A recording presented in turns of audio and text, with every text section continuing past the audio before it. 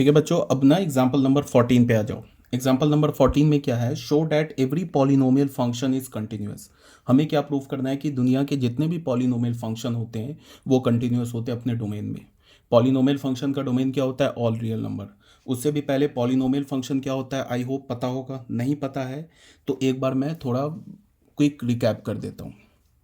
जैसे polynomial function को generally हम लोग एफ एक्स या पी एक्स से रिप्रेजेंट करते हैं। जनरल फॉर्म क्या होता है पॉलिनोमियल फंक्शन का, ऑफ nth डिग्री, या तो हम ऐसे लिखते हैं A naught X to the power zero, A one x to the power one, A two X to the power two, A N minus one x to the power N minus one plus A N X to the power N. या हम लोग क्या बोलेंगे, where A I belongs to R and a n is not equals to zero. और i का value हमने क्या बोल दिया, वन से लेके एन तक। ठीक है, ए आई में हो गया A one A two A three, ये सारे रियल नंबर होंगे। और इसमें ए एन जो होगा वो ज़ीरो के इक्वल नहीं होगा। क्यों नहीं होगा ए एन ज़ीरो के इक्वल, बिकॉज अगर तुमने ए एन को ज़ीरो बोल दिया तो फिर क्या हो जाएगा, ये हमारा ज़ीरो हो जाएगा। तो इसका मतलब कि जो एक्स पे हाईएस्ट पावर है वो ज़ीरो हो जाएगा।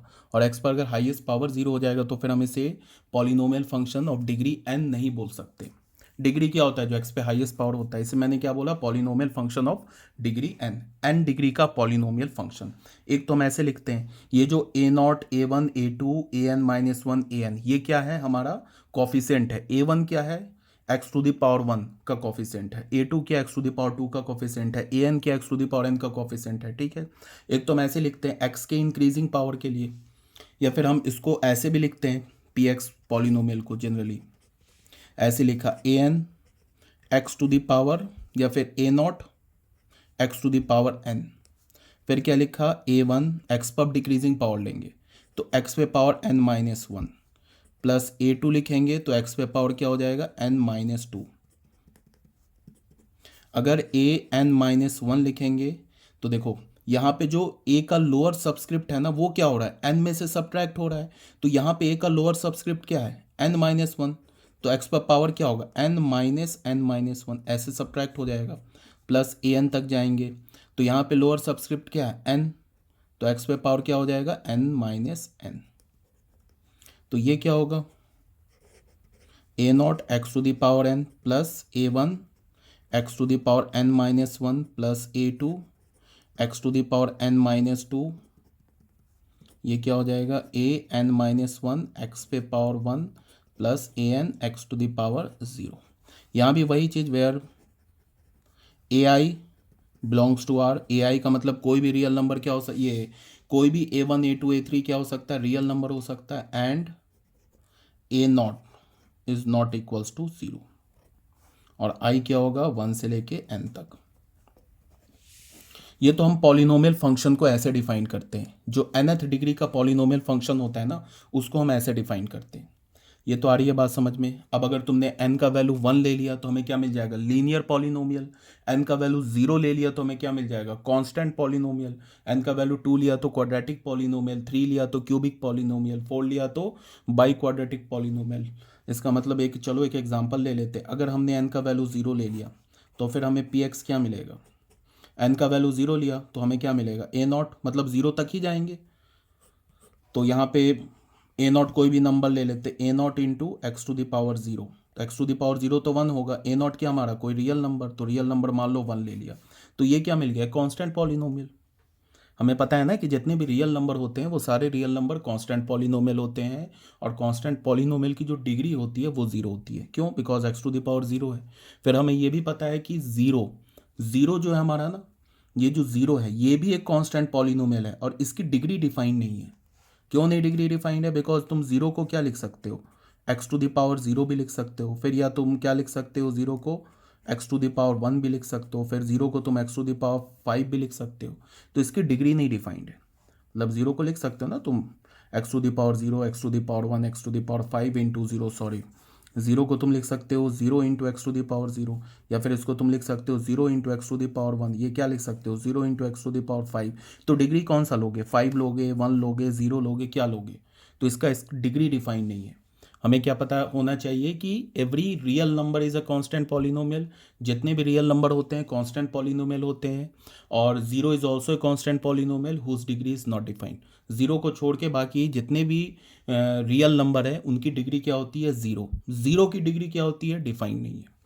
ये तो मतलब पॉलिनोमियल फंक्शन में डिफाइन कर रहा हूँ। अगर हमने n का वैल्यू 1 लिया तो कहाँ तक जाएंगे, यहाँ तक जाएंगे। इसका मतलब पी एक्स हमारा कुछ कैसा हो जाएगा, A naught to the power X to the power, या यहाँ तक बोल लो क्या हो जाएगा। या फिर इसमें भी n का वैल्यू 1 डालोगे तो क्या मिल जाएगा, यहाँ n का वैल्यू 1 डालोगे तो A naught to the X to the power 1 या n-1 क्या हो जाएगा, 0। यहाँ 1 डालो, मतलब दो टर्म तक जाओ तो यहाँ क्या मिल जाएगा, A naught X to the power 0 plus A1 x to the power 1। ठीक है, इसका मतलब ये किस फॉर्मेट का होगा, जैसे ये कुछ समथिंग लाइक 2x+3। इसे हम क्या बोलते हैं, लीनियर पॉलिनोमियल बोलते हैं, लीनियर पॉलिनोमियल। लीनियर इसमें बताओ 3 का काम क्या कर रहा है, ए नॉट, और 2 का काम क्या कर रहा है, A1, तो ये लीनियर पॉलिनोमियल हो गया।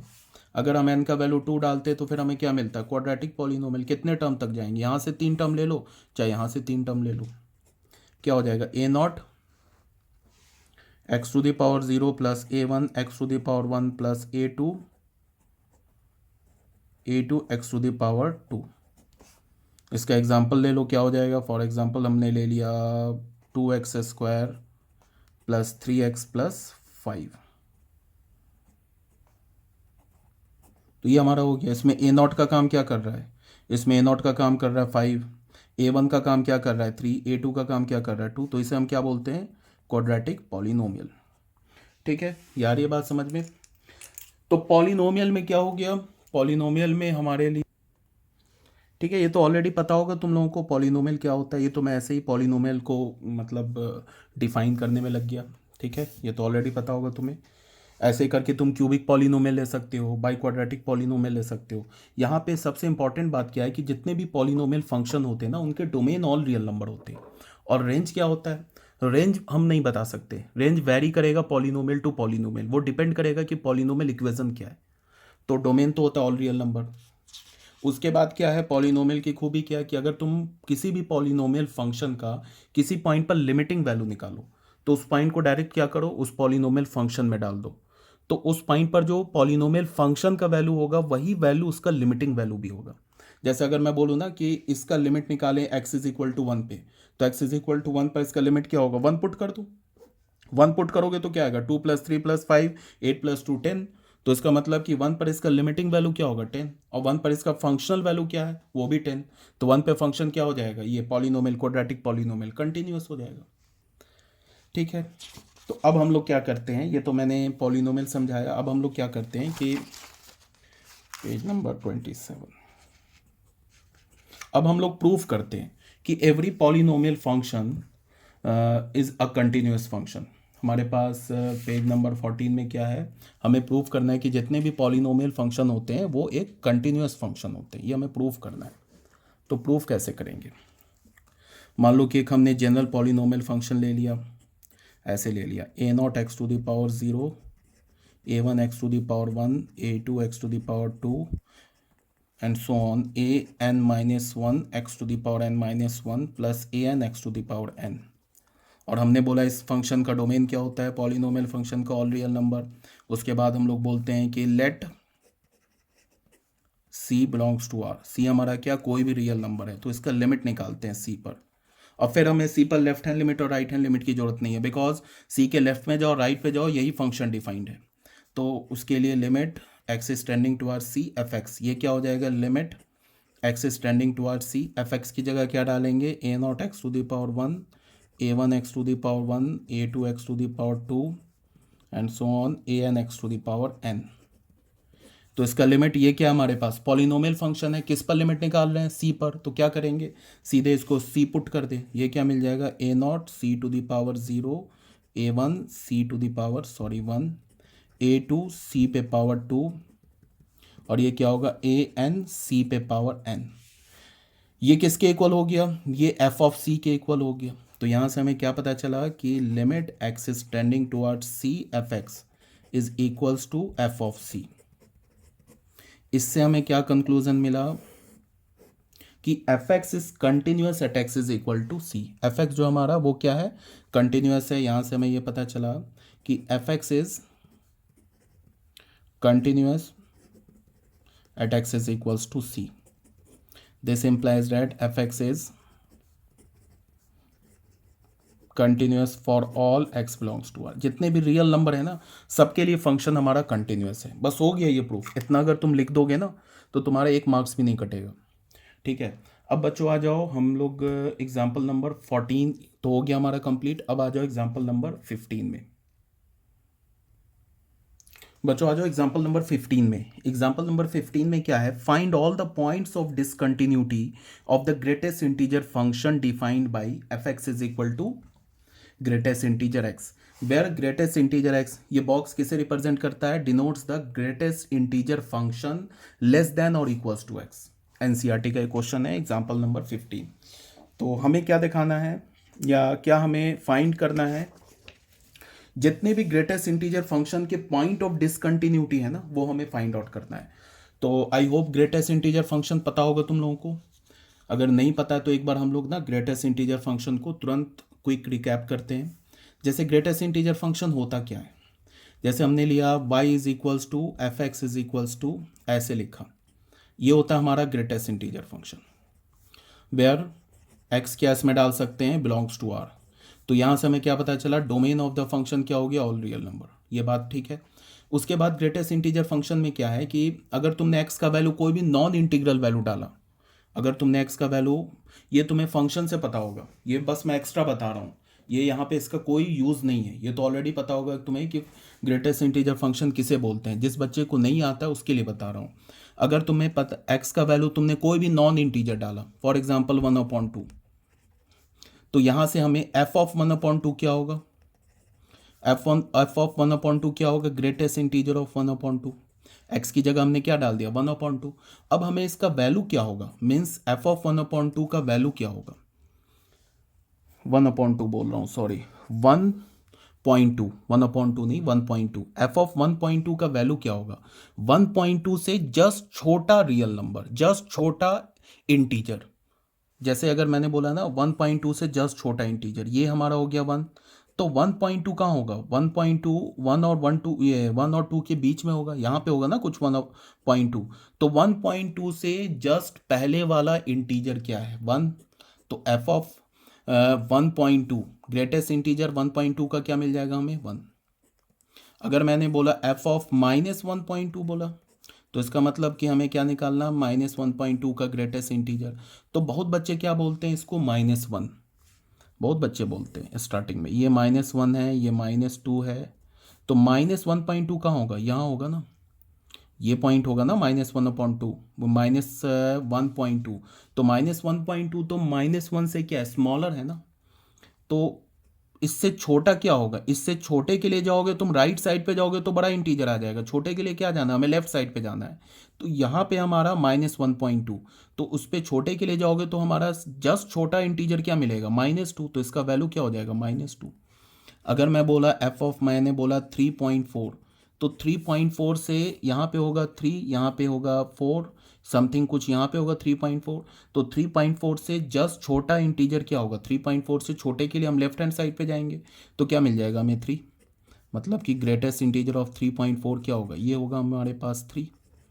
अगर मैंने बोला कि f ऑफ -9.9, तो -9.9 का ग्रेटेस्ट इंटीजर क्या होगा, -9.9 का बहुत बच्चे बोलेंगे -9, इसका हमें अगर -9.9 का ग्रेटेस्ट इंटीजर निकालना है तो तुम क्या करो, -9 कुछ यहाँ होगा, -10 कुछ यहाँ होगा, ठीक है, -10 कुछ यहाँ होगा, -8 यहाँ होगा, ठीक है। -9.9 कहाँ होगा, -9 तो यहाँ होगा, -9.9 समथिंग यहाँ पे होगा। तो -9.9 से जस्ट छोटा इंटीजर क्या होगा, छोटे के लिए क्या करोगे, लेफ्ट हैंड साइड जाओगे, तो लेफ्ट हैंड साइड पे क्या मिला, -10। तो इसका वैल्यू क्या मिलेगा हमें, -10। ये तो हो गया नॉन इंटीग्रल वैल्यू के लिए बताया।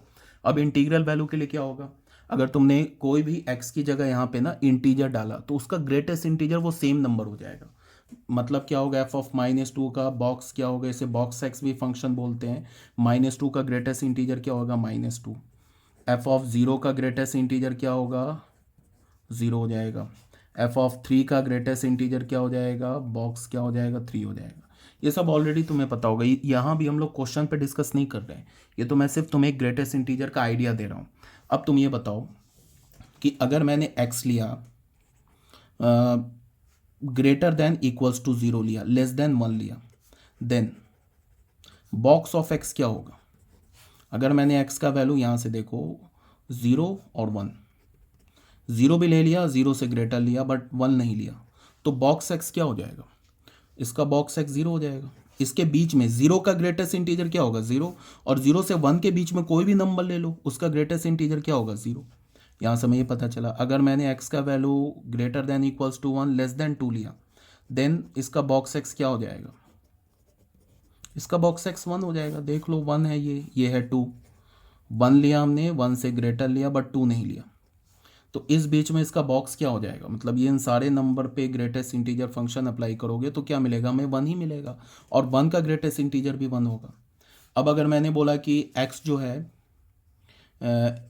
Greater than equals to -1 less than 0, then box x क्या हो जाएगा, बॉक्स x हो जाएगा -1। कैसे, ये हमारा -1 है, ये हमारा 0 है, -1 से 0, 0 को छोड़ दिया, कोई भी नंबर उठा लो यहाँ पे, उसका तुम अगर बॉक्स फंक्शन अप्लाई करो या ग्रेटेस्ट इंटीजर फंक्शन लो तो उससे छोटा इंटीजर क्या मिलेगा, -1 ही मिलेगा, और -1 का ग्रेटेस्ट इंटीजर क्या होगा, वो भी -1 होगा। तो ये बात आ गई समझ में, ठीक है। अगर ये बात तुम्हें समझ में आ गई तो इसका ग्राफ देख लो फंक्शन का कैसा होगा, ये सब तुम्हें ऑलरेडी पता होगा, मैं बस एक्स्ट्रा बता रहा हूँ, एक रिकैप करा रहा हूँ। इसका ग्राफ ऐसा होता है ग्रेटेस्ट इंटीजर फंक्शन का, ये हो गया हमारा 0, ऐसे चलता है ग्राफ।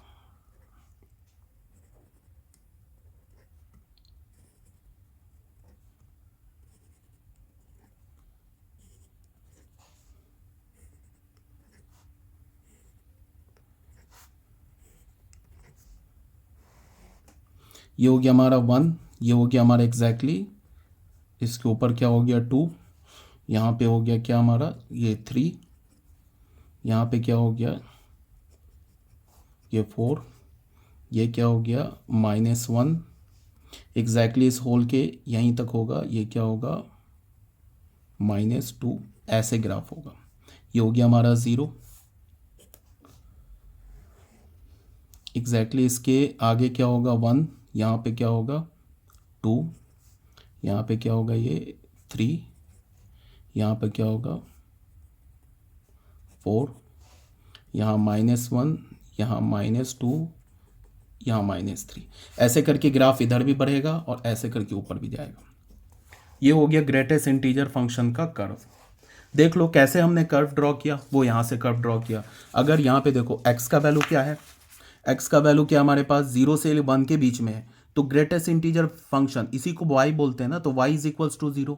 इसका मतलब है कि 0 से 1 के बीच में इंक्लूडिंग 0 y का वैल्यू क्या होगा 0। तो देख लो 0 से 1 के बीच में अगर हमने x लिया, x का वैल्यू 0 से 1, 1 को छोड़ दिया, तो y 0 मीन्स क्या होगा, ये लाइन आ जाएगा y 0, इसका मतलब x axis, y is equals to 0 क्या होता है, x एक्सिस होता है, तो देखो ये पूरा x एक्सिस आ गया 0 से 1 के बीच में इंक्लूडिंग 0।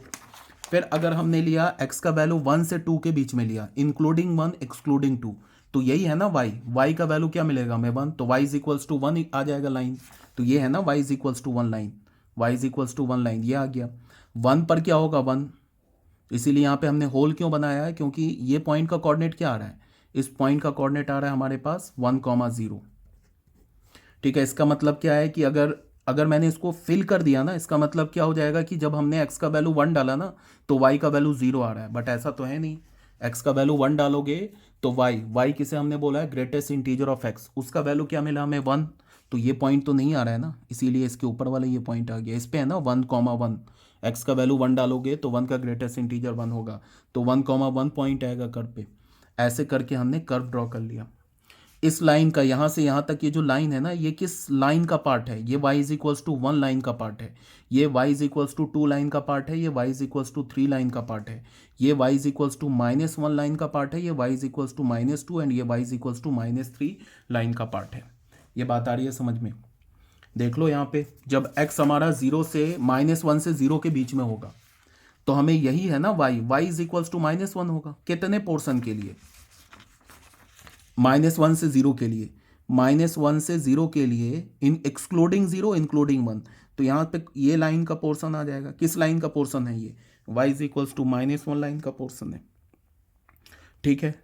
फिर जब x का वैल्यू -2 से -1 के बीच में होगा, इंक्लूडिंग -2 इंक्लूडिंग -2 एक्सक्लूडिंग 1, तो फिर y क्या होगा? y इज इक्वल्स टू -2, ये लाइन का पोर्शन आ जाएगा।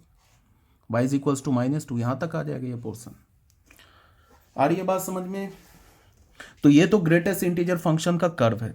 अब मैंने अगर ये कर्व तुम्हें दिखा के पूछा कि बताओ ग्रेटेस्ट इंटीजर फंक्शन किस पॉइंट पर डिसकंटिन्यूअस है, इसका डोमेन क्या है ग्रेटेस्ट इंटीजर फंक्शन का? All real number. अब मैं अगर बोलूं कि ये ग्रेटेस्ट इंटीजर फंक्शन किस पॉइंट पर डिसकंटिन्यूअस है, तो साफ साफ दिख रहा है जितने भी इंटीजर्स हैं उस पर डिसकंटिन्यूअस है। देखो 1 है ना इंटीजर, 1 के लेफ्ट और राइट पे देखो कर्व टूट गया, जंप कर गया। 2 के 3 और राइट पर देखो, 2 के इमीडिएट नेबरहुड पे देखो कर्व क्या हो गया, जंप कर गया। 3 पर देख लो, फिर -1 -2 पे देख लो। तो ये तो जितने भी इंटीग्रल पॉइंट्स हैं उन सारे पे क्या ये डिसकंटिन्यूअस है। इस बात को हमें प्रूव करना है। और जितने भी नॉन इंटीग्रल पॉइंट्स हैं, जैसे तुम 3 और 4 के बीच में देखो, 3 और 4 के बीच में सब क्या कर्व हमारा कंटिन्यूअस है। 2 और 3 के बीच में देखो कर्व कंटिन्यूअस है। हमें क्या प्रूव करना है कि क्वेश्चन में क्या बोल रहा है? क्वेश्चन में बोल रहा है find the point of discontinuity. तो हमें पॉइंट फाइंड आउट करना है, कौन सा? डिसकंटिन्यूटी वाला पॉइंट। इसका मतलब हमें ये प्रूव करना है कि ये जो फंक्शन है ये नॉन इंटीग्रल पॉइंट्स पर तो कंटिन्यूअस है बट इंटीग्रल पॉइंट्स पर डिसकंटिन्यूअस है। ये हमें प्रूव करना है। तो इसको कैसे प्रूव करेंगे? उसके लिए फिर हम 2 केसेस बनाएंगे। पहला केस क्या बनाएंगे कि when c belongs to z, c हमारा क्या होगा? कोई भी इंटीजर होगा, या c belongs to r minus z, मतलब नॉन इंटीजर होगा। फिर दूसरा केस क्या बनाएंगे? When c belongs to z। ये 2 केस बनाएंगे। फिर हम लोग पहले केस में प्रूव कर देंगे when c is non integer, उसमें प्रूव कर देंगे क्या है, c पर क्या है फंक्शन कंटिन्यूअस है। And when c is integer, तो उस पर क्या प्रूव कर देंगे, c पर फंक्शन क्या है, डिसकंटिन्यूअस है। ठीक है, ऐसे करके 2 केसेस बनाएंगे। अब तुम एक बात को यहाँ पे ध्यान दो कि अगर मैंने ना कोई भी नॉन इंटीग्रल पॉइंट लिया, मान लो कि यहाँ पे हमने पॉइंट ले लिया 3.5, तो 3.5 ये पॉइंट हमने क्या ले लिया 3.5, तो 3.5 के लेफ्ट पर इमीडिएट नेबरहुड पे, लेफ्ट इमीडिएट नेबरहुड पे और राइट इमीडिएट नेबरहुड पे फंक्शन जो है, जो y का वैल्यू है वो चेंज नहीं हो रहा है। मेरी बात आ रही है समझ में? ये क्या है हमारा कर्व, इस कर्व को तुम क्या बोलोगे, y is equals to 3 curve बोलोगे। तो 3 के लेफ्ट पे भी हम y का वैल्यू किस कर्व से निकल रहा है, y इज इक्वल टू 3 से। और 3.5 के राइट हैंड साइड पे भी जाओगे तो हमें जो फंक्शन का वैल्यू किस कर्व से निकल रहा है, y is equal to 3 curve से।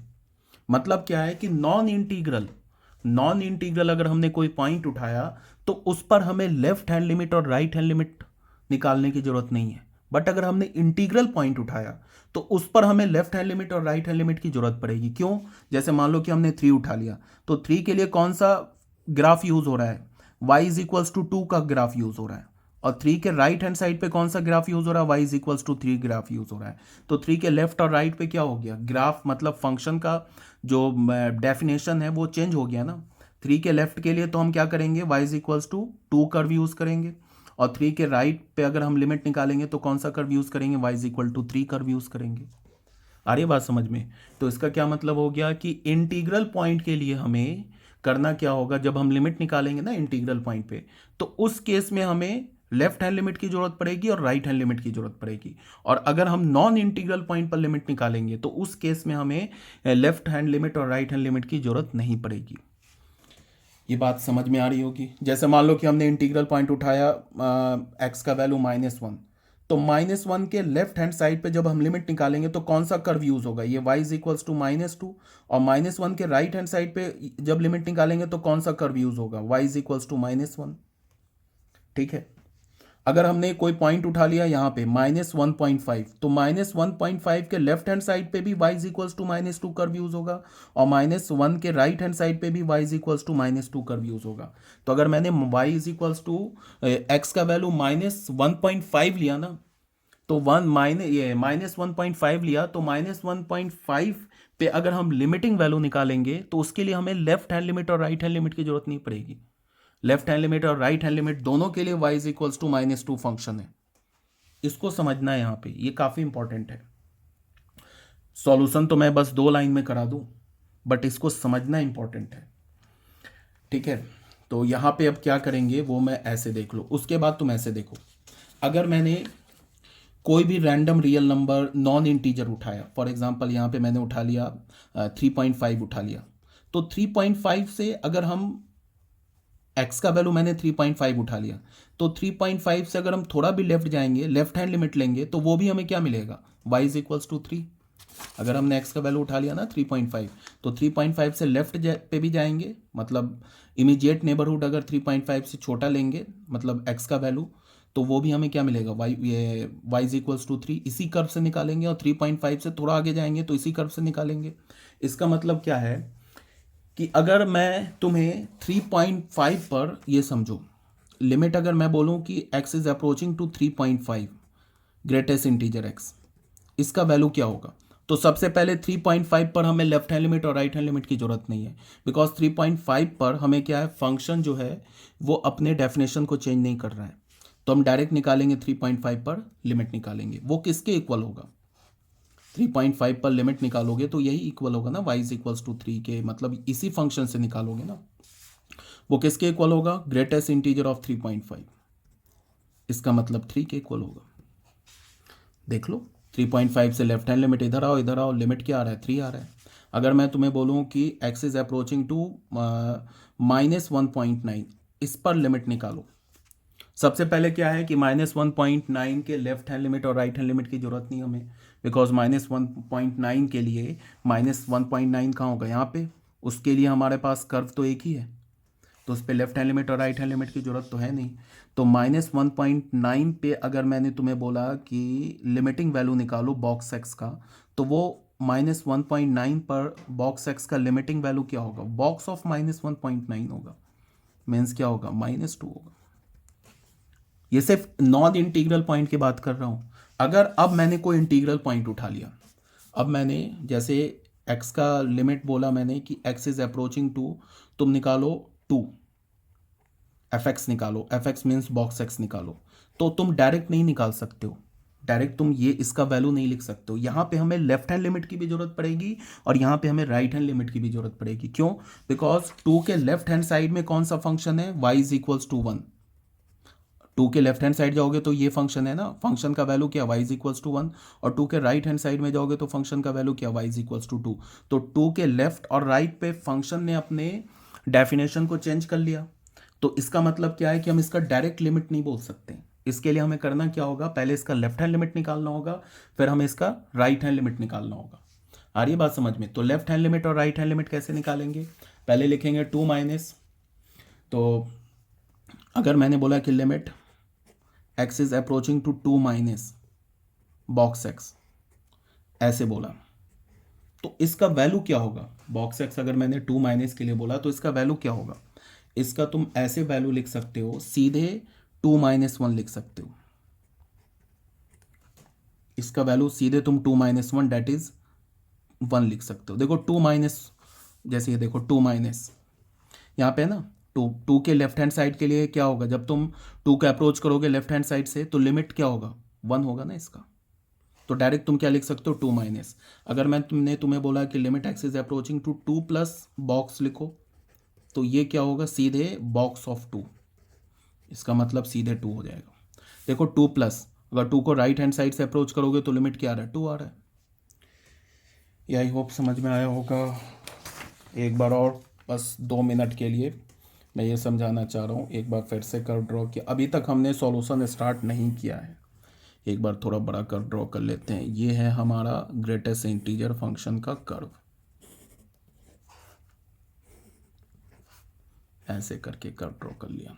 इसको हमने बोला 1, इसको हमने बोला 2, इसको हमने बोला -1, यहाँ पे हो जाएगा ऐसे करके कर्व आएगा, ये हो जाएगा -2, इसके एग्जैक्टली होगा ये -2, ये होगा -1, यहाँ पे ऐसे आएंगे तो ये होगा 1, यहाँ पे एग्जैक्टली 2। ये तो हमारा हो गया ग्रेटेस्ट इंटीजर फंक्शन, ठीक है। अब मेरी बात को सुनो, इस लाइन का इक्वेशन क्या है? इस लाइन का इक्वेशन है y इज इक्वल्स टू -1, इस लाइन का इक्वेशन है y इज इक्वल्स टू -2, इस लाइन का इक्वेशन है y इज इक्वल्स टू -3, इसका इक्वेशन है y is equals to 0, y is equals to 1 और ये है y इज इक्वल्स टू 2। ये लाइन का इक्वेशन है। अब मैंने कोई भी नॉन इंटीग्रल पॉइंट उठाया, जैसे हमने उठाया 1.5 उठाया, तो 1.5 पर लेफ्ट हैंड लिमिट पे तुम ऐसे जाओ या ऐसे जाओ, उसके लिए y इज इक्वल्स टू 1 ही ये इक्वेशन यूज़ होगा। तो इसका मतलब कि किसी भी नॉन इंटीग्रल पॉइंट के लिए हमें लेफ्ट हैंड लिमिट और राइट हैंड लिमिट की जरूरत नहीं है, ठीक है। बट अगर हमने 1 उठाया तो 1 के लेफ्ट हैंड साइड जब लिमिट निकालेंगे तो y इज इक्वल टू 0, ये कर्व यूज़ होगा। राइट हैंड साइड पे जाएंगे तो y इज इक्वल्स टू 1, ये कर्व यूज़ होगा। इसका मतलब है कि अगर कोई भी हमने इंटीग्रल पॉइंट उठाया ना, तो उस इंटीग्रल पॉइंट के लिए हमें लेफ्ट हैंड लिमिट भी निकालना होगा, राइट हैंड लिमिट भी निकालना होगा। अब जैसे अगर मैं 1 पर लिमिट निकाल रहा हूँ, तो 1 तो हमारा इंटीजर है, तो इस पर लेफ्ट हैंड लिमिट भी चाहिए, हमें राइट हैंड लिमिट भी चाहिए। तो मैंने बोला कि limit x is tending to 1 minus f x लिखा है। एफ एक्स क्या हमारे पास? Greatest integer. तो 1 माइनस पर मतलब कि देख लो 1 को जब तुम लेफ्ट हैंड साइड से अप्रोच करोगे तो y का वैल्यू क्या हो रहा है? 0 हो रहा है। यही हो रहा है ना, y वैल्यू तो हमेशा 0 हो रहा है, तो इसका वैल्यू क्या होगा? 1 माइनस 1 डेट इज 0। अब अगर मैं बोलूँ कि limit x is tending towards 1 plus पे निकालो ग्रेटेस्ट इंटीजर का फंक्शन का वैल्यू, तो क्या होगा? 1 प्लस पे क्या होगा? ग्रेटेस्ट इंटीजर ऑफ 1, ये क्या हो जाएगा? 1। देखो 1 से राइट हैंड साइड जाओगे तो फंक्शन का क्या वैल्यू? 1, ये बता रहा हूँ। अब अगर मैंने कोई भी नॉन इंटीग्रल पॉइंट उठा लिया, लाइक 1.5 उठा लिया, तो इस पर हमें लेफ्ट हैंड लिमिट और राइट हैंड लिमिट की जरूरत नहीं है। अगर मैंने बोला x is approaching to 1.5 box of x, इसका वैल्यू क्या होगा? इसका सीधे जो लिमिट होगा वो होगा बॉक्स ऑफ 1.5 डेट इज 1। देख लो 1.5 को लेफ्ट से अप्रोच करो, y का वैल्यू क्या आ रहा है? 1, इसी लाइन पर आ रहा है ना y का वैल्यू। 1.5 को राइट से अप्रोच करो, इसी लाइन पर आ रहा है y का वैल्यू, मतलब y का वैल्यू क्या आ रहा है? 1, तो इसका लिमिट ऐसे 1 हो जाएगा। ये बात समझना, अगर यहाँ तक ये बात समझ में आ रही है ना, तो अब तुम्हें क्वेश्चन का फाइनल सॉल्यूशन समझने में कहीं कोई प्रॉब्लम नहीं होगी। तो अब हम लोग स्टार्ट करते हैं, ये तो मैंने समझा दिया तुम्हें, अब सॉल्यूशन स्टार्ट करते हैं। सबसे पहले हमने फंक्शन लिया y is equals to f x is equals to greatest integer of x where x belongs to r, मतलब क्या हो गया? डेट इज डोमेन फंक्शन का क्या हो गया? All real number. अब हमने केस 1 लिया, when c belongs to all real number minus z। पूरे रियल नंबर से अगर तुमने इंटीजर को हटा दिया तो c क्या हो गया? नॉन इंटीग्रल, मतलब c का जो हमारा एलिमेंट है ये कैसा है? नॉन इंटीजर है। अब इस पर हमने लिमिट निकाला, limit x is tending towards C. इस पे मैंने बोला कि नॉन इंटीजर पे हमें लेफ्ट हैंड लिमिट और राइट हैंड लिमिट की जरूरत नहीं है। एफ एक्स, इसका क्या मतलब है? Limit x is tending towards c, F x की जगह क्या डालेंगे? Box x.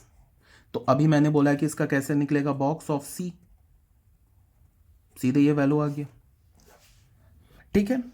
अभी बताया ना कि अगर इंटीजर है तो बॉक्स निकालेंगे, अगर इंटीजर है तो क्या होगा इसका?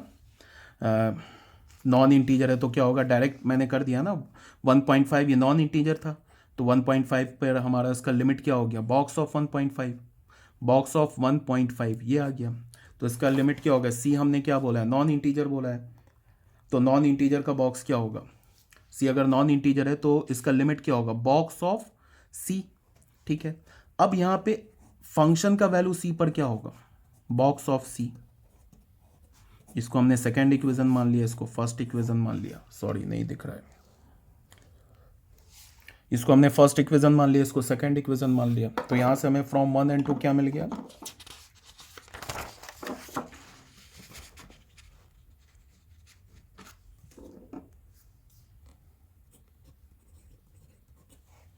फ्रॉम 1 and 2 क्या मिला हमें?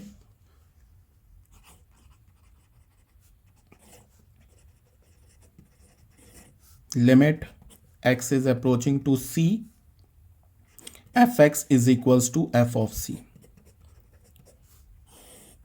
और सी क्या हमारा? R minus Z. R minus Z किसे बोलते हैं? नॉन इंटीजर को।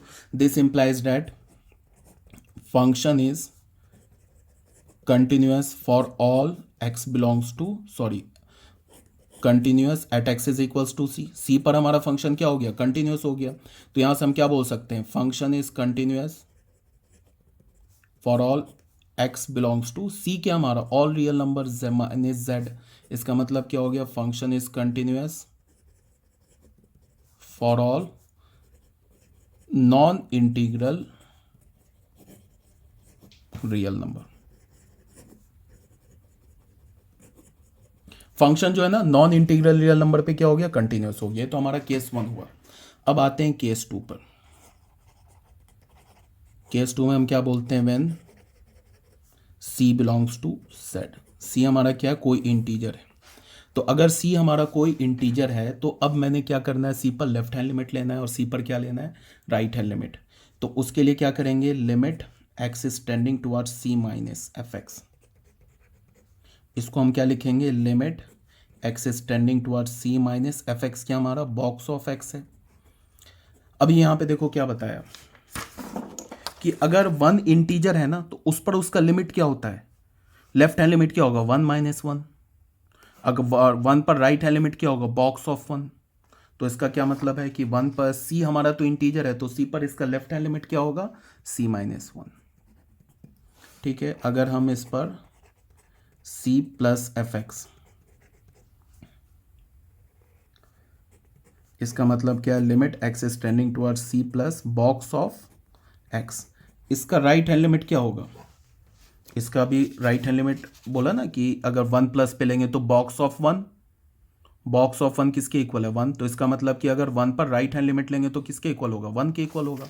इसका मतलब क्या है कि ये किसके इक्वल हो जाएगा, box of c।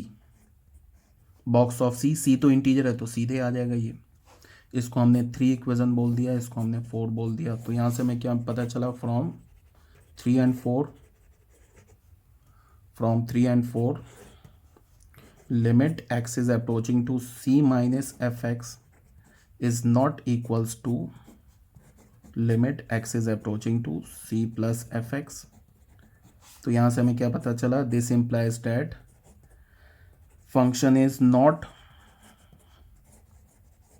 continuous at x is equals to c। यहाँ से हमें क्या पता चला, function is not continuous for all x belongs to z।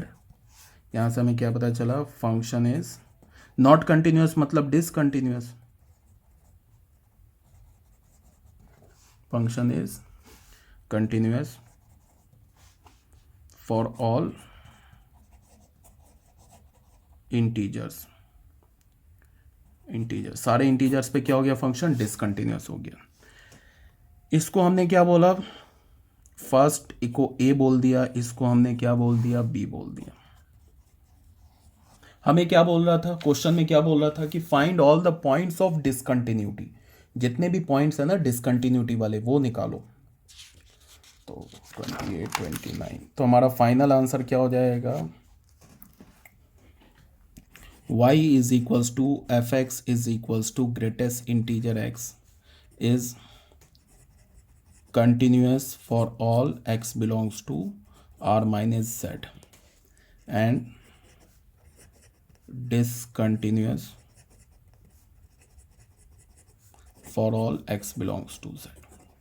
हमारा आंसर हो गया ये भी लिख दोगे तो ये इसको इम्प्लाई करता है, ये लिख दोगे तो ये इसको इम्प्लाई करता है। जैसे हमने बोल रहा था कि find the point of all the discontinuity, तो हमने निकाल लिया कि जितने भी इंटीजर्स हैं ना उन सारे इंटीजर्स पे फंक्शन क्या हमारा डिसकंटिन्यूअस है, और जितने भी नॉन इंटीजर्स हैं उस पर फंक्शन क्या हमारा कंटिन्यूअस है। ठीक है, आई होप समझ में आया होगा क्या मैंने अभी ये डिस्कस किया, यहाँ तक क्या मैंने बोला ये सब समझ में आया होगा। तो ये था हमारा बच्चों question example number, I think ये हो गया एग्जाम्पल नंबर 15। एग्जाम्पल नंबर 15 के बाद क्या है, algebra of continuous function. Continuous function का क्या एल्जेब्रा है जिसको हम करेंगे डिस्कस अपने नेक्स्ट वीडियो में। ठीक है, वीडियो कुछ बड़ा हो रहा है, 39-40 सेकेंड, ये 40 मिनट्स का हो रहा है, बट क्या करोगे, थोड़ा हमें मतलब अगर मैं डिटेल से एक्सप्लेन करूँ तो थोड़ा टाइम तो लगेगा ही।